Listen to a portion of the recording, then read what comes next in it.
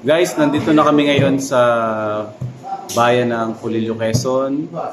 Nandito kami para mag-conduct din ng veterinary medical mission at pre-anti-rabies vaccination dito sa bayan ng Pulilio.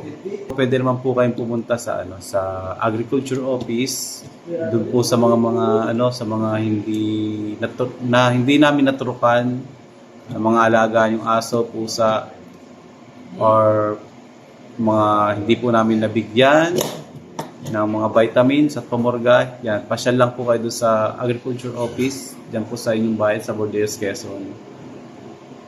Pwede po kayo doon manghingi kung ano po yung mga available.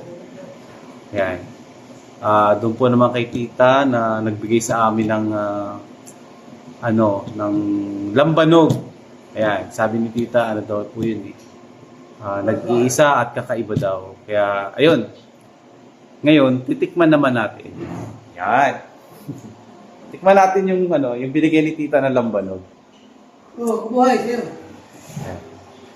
Yan guys, pasensya na, medyo nakahubard ang ating mga dito. Yan.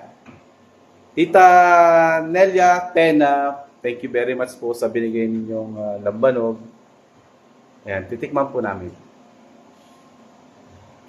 Magugot ang mga followers mo yan. Yan, masarap. Sabi mo, masarap. Yan, masarap. Yan ang sarap.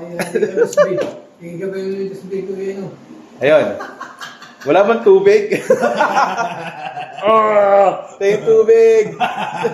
Nanloko ka ng tubig. Tubig tayo. Oh, yan Matapang. Parang namula ako Ganda Matapang. kasi buro na. Mura na nga daw yan. Ilan taon na daw yan, kaya Kaya pala. sarap na talaga. Ayan. Ayan guys, ang sarap ng alak na binigay ni Ma'am Tena. Nelia Tena. Dito yun sa sa poblasyon Sitio Bukal. Ayan. Doon kami nagturo kanina. Tinurukan namin yung mga aso, yung alaga niyang aso. Ang huli namin tinurukan na yung dalawang husky na nasa likod ng bahay niya. Yun.